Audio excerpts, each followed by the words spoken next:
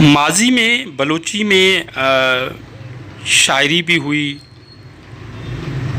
Romance اور classical گانے بھی گائے گئے، شادی بیاہوں کے موقع پہ بلوچی میں شادی کے حوالے سے گانے گائے جاتے تھے، مگر آج کل وہ دن پہ دن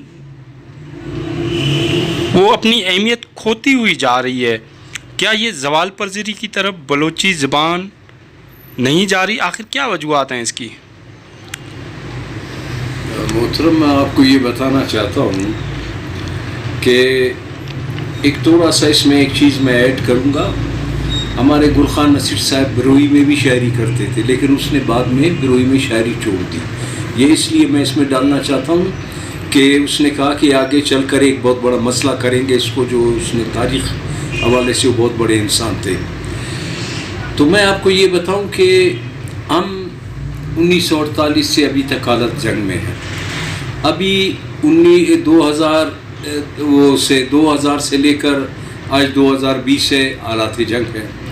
ہمارے جتنے شاعر گویے تھے جو گاتے تھے کلاسیکل، دمبورا اور سرونز یا کسی اور جو ڈول اور سرنا ہوتا تھا، وہ ایسا ہوا کہ ان لوگوں نے ہمارے بہت سے شاعروں کو، گلوکاروں کو، دوسرے لوگوں کو پکڑ کر انہوں نے قتل کیا، مار دیا، انہیں ان کی لاشیں پھینک دیں، باقیوں کو پکڑ کر انہوں نے زندانوں میں ڈالا کہ جی آئندہ آپ بلوچی میں شاعری نہیں کریں گے۔ رزمیہ شاعری خاص کر جو بلوچ اب لڑائیوں میں گاتے تھے یا کچھ کرتے تھے، ان کو انہوں نے دبانے کے لیے یہ تمام حربے استعمال کیے۔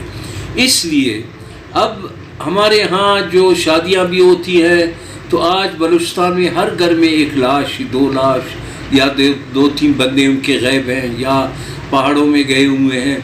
وہ اپنے غموں میں ایسے پھنسے ہوئے ہیں کہ اس طرف سے ریاستی ٹیررزم ہو رہا ہے ان کے اوپر، اور دوسری طرف جو ہے ہمارے لوگ جو ہیں انتہائی وہ سخت زندگی گزار رہے ہیں۔ آپ دیکھ رہے ہیں کہ یہاں سے آپ چلتے ہیں تو آپ گانے کیا سنیں گے؟ آپ کو ہر 2 میل پر ایک چوکی ملے گا جو آپ کو رکے گا، جی آپ کون ہے، تعارف کرائیں، اور پوچھنے والا کا ہے، فرنٹیئر کا ہے یا پنجاب کا ہے۔ تو آپ اندازہ لگائیں کہ ہماری سرزمین پہ سے ہمارا تعارف پوچھا جاتا ہے، ہم ان کا تعارف نہیں پوچھ سکتے کہ جناب آپ کہاں سے آئے ہیں یہ بندوق لے کر۔ تو اس لیے کہ ان چیزوں میں جب یہ ہوتا ہے، اب بھی شاعری ہو رہا ہے، اب بھی گانے ہو رہا ہے، لیکن وہ شاعری، وہ گانے جو ہیں، وہ جو لوگ گانے گاتے تھے یا اپنے بس فوجوں کو یا اپنے لوگوں کی ہمت بڑھانے کے لیے، یا ماں اپنے بچوں کو لوریاں دیتے ہوئے پورا اپنے اس کی خاندان کی تاریخ اور وہ سب کچھ ان کو بتاتے تھے، وہ چیزیں جو ہیں اس لیے کچھ سپریس ہو گئی ہیں، جن کو آپ کہہ رہے ہیں کہ آپ نہیں دیکھ رہے ہیں آج کل۔ یہ بات آپ کی صحیح ہے، میں آپ سے ایگری کروں گا، لیکن اس کے وجوہات یہ ہیں۔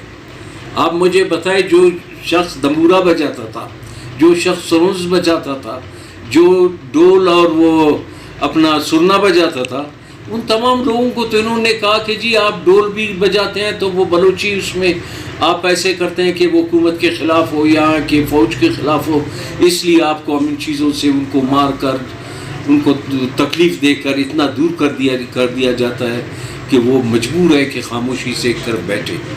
اس کے علاوہ کچھ نہیں، ہم وہی بلوچ ہیں، وہی ہمارے کلاسیکل گانے ہیں، وہی ہمارے کلاسیکل لوک قصے ہیں، وہی ہمارے رومانس ہیں، وہی ہمارے جو شاعر ہیں، جو ہمارے نثر نگار ہیں، دوسرے لکھاری ہیں، وہ سب اب بھی سب کچھ لکھتے اور بولتے ہیں۔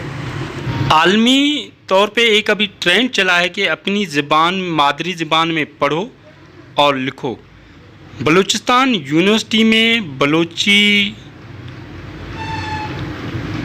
بلوچی زبان پروموٹ کرنے کے لیے ڈپارٹمنٹ تو قائم کیا گیا ہے، مگر نوجوان بلوچی سبجیکٹ میں انٹرسٹ نہیں لے رہے، وہاں پہ ان کی تعداد بہت کم ہے۔ اس کی کیا وجوہات ہیں کہ بلوچ نوجوان اپنے مادری زبان میں تعلیم حاصل کرنا نہیں چاہتے؟ یہ کوئی ایسی بات نہیں ہے، وہاں پر بلوچی، براہوی، پشتو، فارسی زبانوں کے ڈپارٹمنٹ موجود ہیں اور ان میں باقاعدہ پڑھائی بھی ہو رہا ہے۔ اس میں جو ہمارے نوجوان نسل کے لوگ ہیں وہ پی ایچ ڈی بھی کر رہے ہیں بلوچی زبان میں، وہ ریسرچ کر رہے ہیں بہت، یہاں سے لے کر وہ لندن اور اٹلی وغیرہ تک چلے جاتے ہیں۔ بلوچی زبان کو جتنی پروموشن ملی ہے یہاں پر، جو ہمارے یونیورسٹی میں، جیسے ہمارے عبداللہ جان جمال دینی صاحب تھے، ہمارے بلوچی ڈپارٹمنٹ کے بڑے ہیڈ تھے، وہ بہت اعلیٰ تعلیم یافتہ اور زبان پر عبور رکھنے والے انسان تھے، اور ان کا سیاست سے بھی تعلق تھا۔ اسی طریقے سے ہمارے براوی ڈپارٹمنٹ میں جو منظور صاحب نے کل یہاں پہ جو مقالہ پڑھا، تو وہ بھی براوی ڈپارٹمنٹ میں انہوں نے پی ایچ ڈی کیا، اور اس کی پی ایچ ڈی بہترین سے اس کو وہ ملا، ایوارڈ ملا۔ جہاں تک یہ سوچ پھیلانے میں یہ سمجھتا ہوں کہ اس میں لوگوں کی سیاسی وجہ بھی ہے کہ جی بلوچی لوگ پڑھنا نہیں چاہتے ہیں، فلانا کرنا چاہتے ہیں، ایسی کوئی بات نہیں ہے۔ لوگ بلوچی بھی پڑھتے ہیں، براوی بھی پڑھتے ہیں، پشتو بھی پڑھتے ہیں، فارسی بھی پڑھتے ہیں۔ یہ 4 زبانوں پر تو یہاں پر پڑھائی ہے، اور لوگ پڑھ رہے ہیں، باقاعدہ اس میں پی ایچ ڈی کر رہے ہیں۔ یہ جو آپ کو یہ کہتے ہیں کہ جی اس میں اسٹوڈنٹس نہیں آتے ہیں، فلانا نہیں آتے ہیں۔ اب وہ امتحانات دے رہے ہیں براوی میں، بلوچی میں، پشتو میں، فارسی میں، یہ سب کچھ چل رہا ہے۔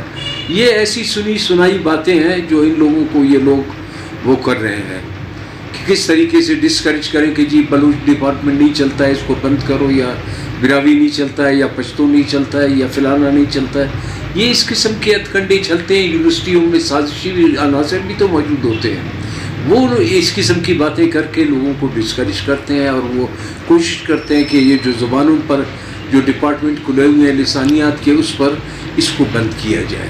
اس کے علاوہ کچھ بھی نہیں۔ زبانوں کو اور کلچر کو پروموٹ کرنے میں کلچرل ڈپارٹمنٹ اور ادیبوں کا بڑا عمل دخل ہوتا ہے۔ بلوچی زبان کو کس حد تک بلوچ اکیڈمی اور بلوچستان کلچر ڈپارٹمنٹ نے پروموٹ کیا ہے؟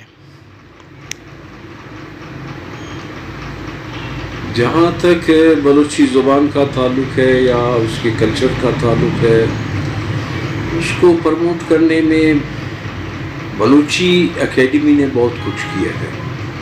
میں یہ سمجھتا ہوں کہ بلوچی اکیڈمی نے جتنی کتابیں چھاپی جتنی زبان پر، اور اس کے ہر چیز کے اوپر گرامر، ڈکشنری، جو چیز بھی انہوں نے لکھا یا بنایا، وہ جو ہے وہ بہت بڑا کارنامہ ہے ان کا۔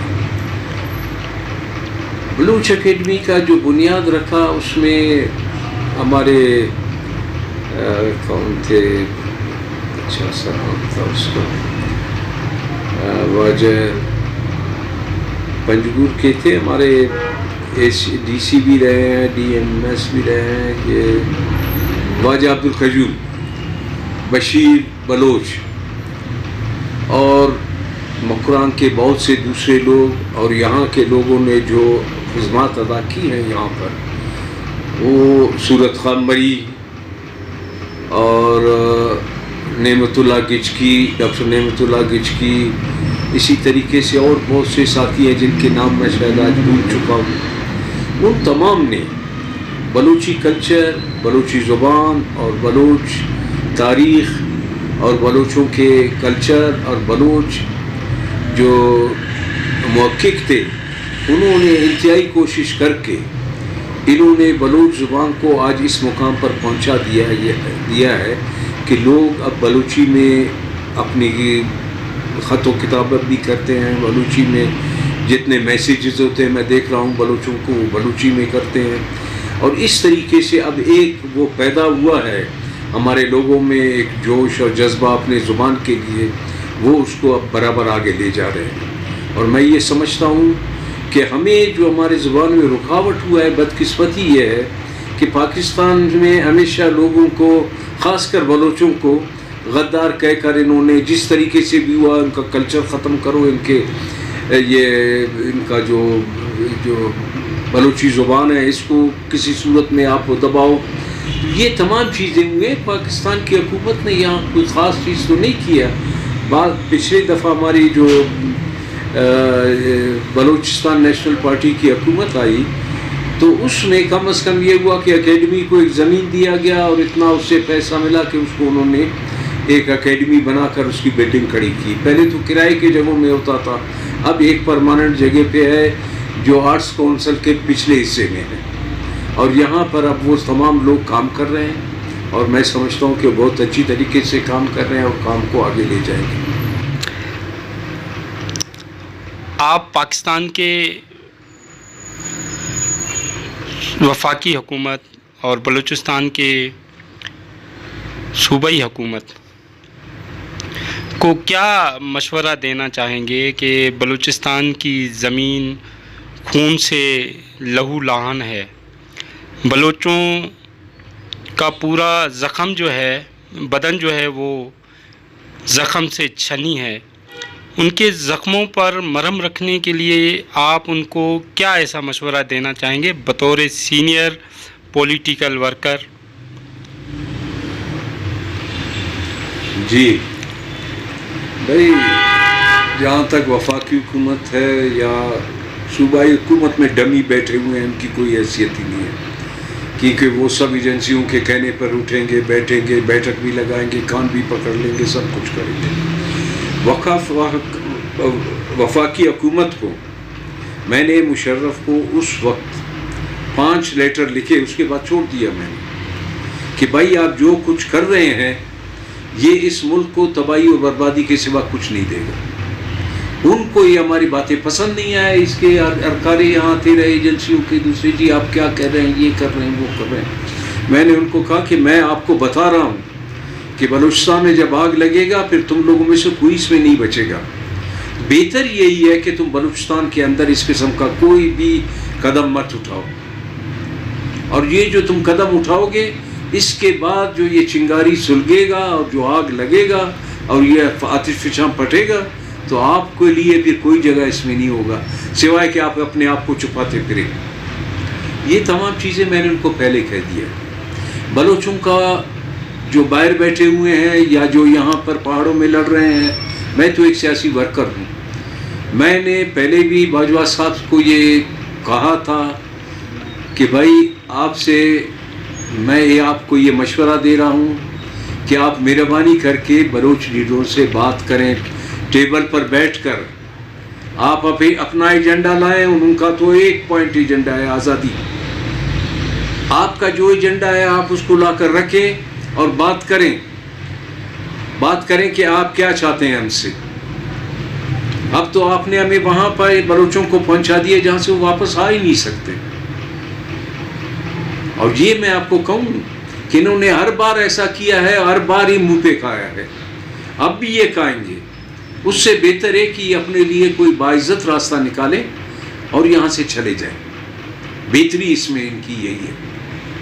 और मैं कहता हूँ बात करो, ताकि अगर बलोच आज़ाद भी होते हैं तो फिर आपके साथ बिरादराना ताल्लुक़ रखें। इस तमाम खूनरेज़ी के बावजूद या बलूचिस्तान के ज़मीन पर जो लहू बह रहा है वो ऐसा रायगान तो नहीं जाएगा। ये तारीख़ है, मैं नहीं कह रहा हूँ, ये दुनिया की तारीख़ है। दुनिया में साउथ अफ्रीका हुआ है, अंगोला हुआ है, मोज़म्बिक हुआ है, हिंदुस्तान हुआ है, बांग्लादेश हुआ है। ये तो सब आपके सामने जो लड़ते रहे हैं अपने हकूक़ के लिए, वो मरते रहे हैं, आखिर में वो जो काबिज़ थे काबिज़ी चले गए हैं। अब मैं आपको ये कहता हूँ, आपने जिस तरीके से कब्ज़ा किया था वो सब दुनिया को इल्म है उसका। और हमारे साथ आपके वो लिखे हुए हैं स्टैंड ट्रीटी लाए जिस पे लियाकत अली ख़ान और जिन्ना साहब ने जो दस्तखत किए थे हमारे खान ऑफ कलात मीर अहमद यार ख़ान के साथ, वो भी लॉर्ड माउंटबेटन के साथ। ये भी ब्रिटिश लाइब्रेरी में, इंडिया ऑफिस लाइब्रेरी में ये पड़ा हुआ है। ये इसका असली कागजात भी पड़े हुए हैं। आप वही करें जो आपने कहा था उस वक्त कि जी हम आपके मुस्तजार इलाके कलात को वापस देंगे। यहाँ पर एक बलूचों की अपनी हुकूमत थी और अच्छी चल रही थी, जहाँ अमन अमान था, कोई चोर नहीं था। सिर्फ चोर को वहाँ से वो कर देते लेवीज वाले इतला कि भाई आप पेशी आपका, वो बेचारा 3 दिन सफ़र करता हुआ भी आ जाता था। कातिल भी होता था वो आ जाता था, या कोई और मुजरिम भी होता तो वो आ जाता था।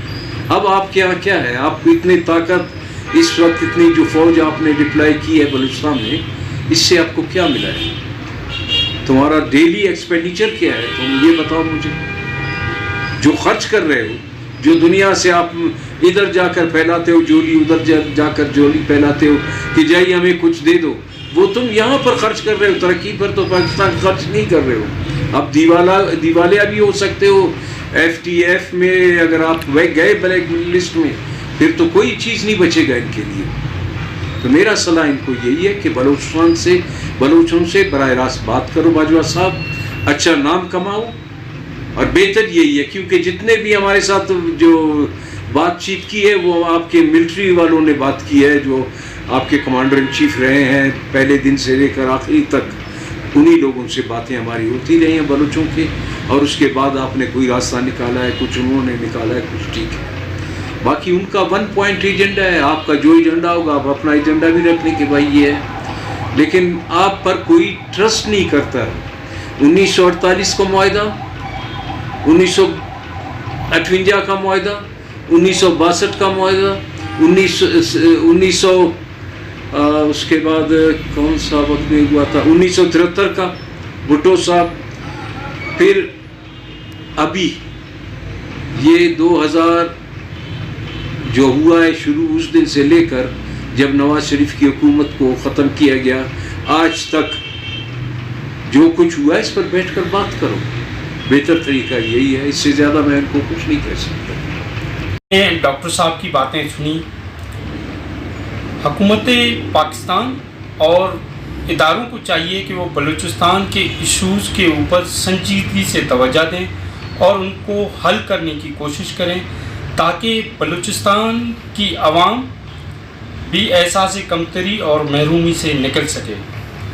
کیمرہ مین ٹیم کے ساتھ عبدالحفیظ جتوئی، گبول نیوز، کوٹیا، بلوچستان.